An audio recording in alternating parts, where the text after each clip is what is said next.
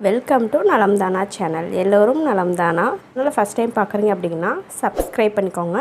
பக்கத்தில் இருக்க பெல் பட்டனையும் கிளிக் பண்ணிக்கோங்க. அப்போ தான் நம்ம போடுற வீடியோஸை உடனுக்குடனே நீங்கள் பார்க்க முடியும். வாங்க நம்ம இப்போ வீடியோக்குள்ளே போகலாம். 2 கைக்கு வந்து நான் பாப்பாவுக்கு வந்து 1/2 kg வந்து நான் மைதா எடுத்திருக்கேங்க. ஸோ ஃபஸ்ட்டு மைதா கொட்டிக்கலாம். அடுத்து வந்து உப்பு ஆட் பண்ணிக்கலாம்.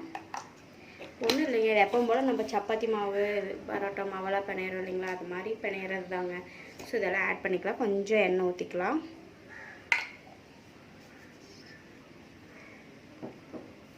அப்புறம் வாட்டர். நம்ம சப்பாத்தி மாவு கன்சிஸ்டன்சிக்கு பிணைஞ்சி எடுத்துக்கலாங்க.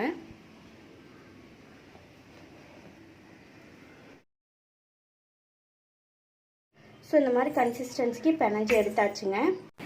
இப்போ வந்து நான் பாப்பாவோட ஹேண்ட் மோல்டு எடுக்கிறதுக்கு நான் வந்து ஃபஸ்ட்டு அவள் கையில் வந்து ஆயில் அப்ளை பண்ணிக்கிறேன். கோகோனட் ஆயில் கூட அப்ளை பண்ணிக்கலாம். இல்லை நீங்கள் எந்த ஆயில்ஸ் பண்ணுறீங்களோ அந்த மாதிரி பேபி ஆயில்ஸ் ஏதாவது இருந்தால் கூட நீங்கள் அப்ளை பண்ணிக்கலாம். நான் ஃபுல் ஹேண்டுக்கும் நான் அப்ளை பண்ணிக்கிறேன். நான் பாப்பாவை தூங்க வச்சுட்டு தான் எடுக்கிறேன். ஏன்னா அவளை முழிச்சிருந்து எடுக்கும்போது அவள் மாவை வந்து பிசைஞ்சிட்றான். ஸோ வந்து நீங்கள் என்ன பண்ணுறீங்கன்னா, சின்ன குழந்தைகளாக இருந்தால் பிஃபோர் ஒரு 6 to 5 monthsக்குள்ளேயே எடுத்துருங்க. இல்லை அப்படிங்கும்போது அவங்க இந்த மாதிரி பிணையறக்கு சான்சஸ் இருக்குது.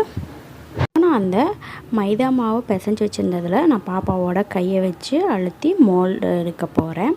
ஸோ அதோட அச்சை நான் எடுக்க போகிறேன். இப்போ மாவில் கையை வச்சு அழுத்தலாம். குழந்தைகளுக்கு வலிக்காத மாதிரி மெதுவாகவே அழுத்தலாம். ஏன்னா அந்த அச்சு வந்து விழுந்துடும்.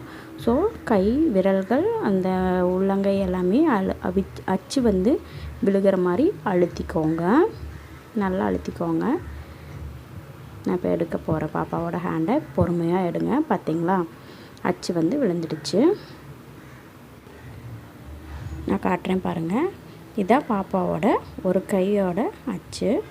ஸோ இந்த அச்சு வந்து நான் எடுத்து வச்சுக்கிறேன். அதே மாதிரி இன்னொரு கையிலையும் பாப்பாவோட அச்சு கை அச்சை வந்து நான் எடுக்க போகிறேன். அவளுக்கு அகெயின் ஆயில் அப்ளை பண்ணிக்கிறேன்.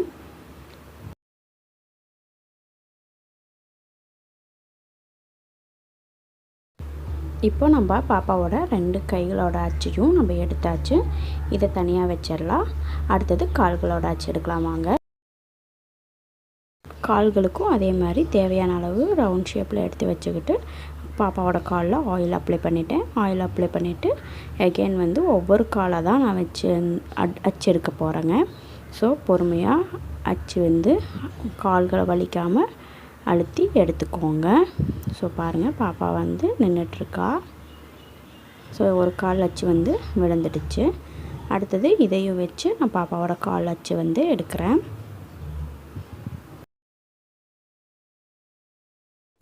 இப்போ 2 கால்களோட அச்சும் எடுத்தாச்சு. இப்போது அச்சு எடுத்தாச்சு. அடுத்தது மோல்டு எப்படி எடுக்கிறதுன்னு பார்க்க போகிறோம். அதுக்கு ஃபஸ்ட்டு ஃபெவிகாலில் தண்ணி ஊற்றி நான் கரைச்சிக்கிறேன். அடுத்தது பிஓபி பவுடர்னு சொல்லிட்டு எலக்ட்ரானிக்கல் ஷாப்பில் கிடைக்கும். அதை நீங்கள் வாங்கிக்கோங்க. ஒரு 500 கிராம் வந்து 20 rupees தான். இப்போ வந்து ஃபெவிகால் நல்லா நான் கரைச்சிக்கிட்டேன். பவுலில் வந்து பிஓபி பவுடர் கொட்டிக்கலாம். பிளாஸ்டர் ஆஃப் பாரிஸ் பவுடர் வந்து இதில் நான் கொட்டிக்கிறேங்க.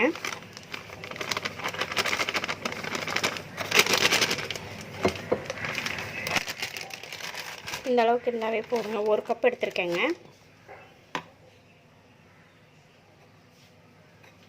அதில் இந்த ஃபெவிகாலும் ஊற்றிக்கலாம்.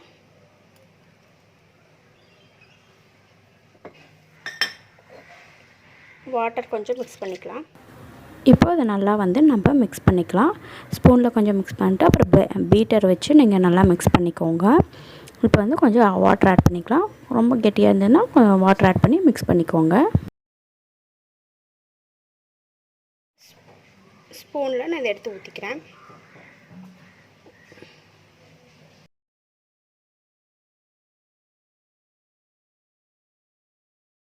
ஸோ நம்ம இப்படி பிளாஸ்டிக் கவரில் வச்சோம்னா இப்படி ஈஸியாக இருக்கும். நம்ம ஈஸியாக வந்து இப்படி ஷேக் பண்ணி விட்டோம்னா பபுள்ஸ் எல்லாம் ஏதாவது இருந்தால் கூட இதாகிடும். இப்படி ஷேக் பண்ணி விடும்போது உள்ளே வந்து ஈவன் ஆகிடும். ஸோ இது வந்து இப்படியே வெயிலில் காயட்டும். காஞ்சு எடுத்துகிட்டு நான் உங்களுக்கு காட்டுறேன். 4 to 5 hours வந்து இப்படியே காயட்டுங்க. வெயில் இருந்தால் அப்படியே நாங்கள் வெயிலில் கூட வச்சுக்கலாம். ஸோ வந்து 4 hours விட்டு காஞ்சிருச்சுங்க. இப்போ நம்ம இதை எடுத்துக்கலாம்.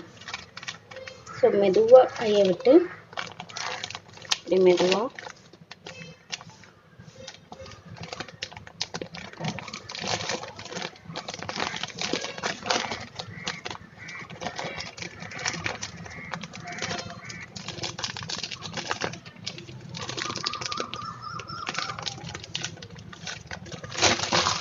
ஸோ எடுத்தாச்சுங்க என்னோட குட்டி பேபியோட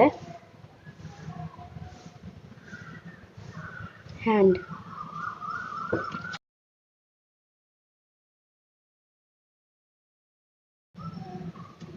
ஸோ இந்த எக்ஸ்ட்ராஸ் எல்லாம் வந்து நம்ம வெட்டி எடுத்துடலாங்க. இதெல்லாம் தேவையில்லை. கை வச்சு கால் வச்சு எல்லாமே ரெடி ஆகிடுச்சுங்க. இதை வந்து நம்ம இப்போ எக்ஸ்ட்ராஸ் எல்லாம் ரிமூவ் பண்ணணும். எப்படி ரிமூவ் பண்ணலான்னு பார்க்கலாம். இந்த எக்ஸ்ட்ராஸ் வந்து நம்ம மெதுவாக அப்படி உடச்சி எடுத்துக்கலாம். இப்படி மெதுவாக உடச்சி எடுத்துக்கலாம். ரொம்ப கிட்ட போயிடாதீங்க, இது சீக்கிரம் உடஞ்சிரும். ஸோ மெதுவாக எடுத்துக்கலாம். இல்லைன்னா இப்படி கூட ரிமூவ் பண்ணலாம். கத்தி வச்சும் இப்படி ரிமூவ் பண்ணலாம் மெதுவாக. ஸோ இந்த மாதிரி கத்தி வச்சு ரிமூவ் பண்ணிக்கலாம்.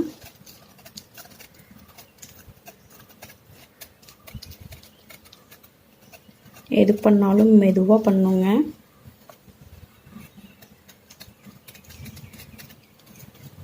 ஸோ இந்த மாதிரி ரிமூவ் பண்ணிவிட்டு நான் உங்களுக்கு காட்டுறேன்.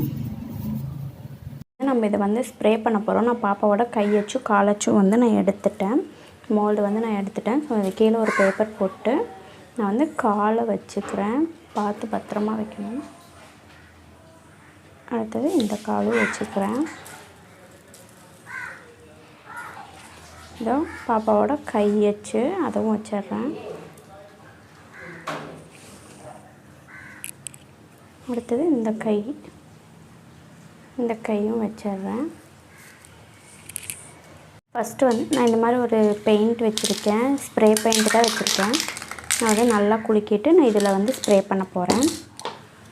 ஸோ இந்த மாதிரி ஸ்ப்ரே பண்ணிக்கோங்க.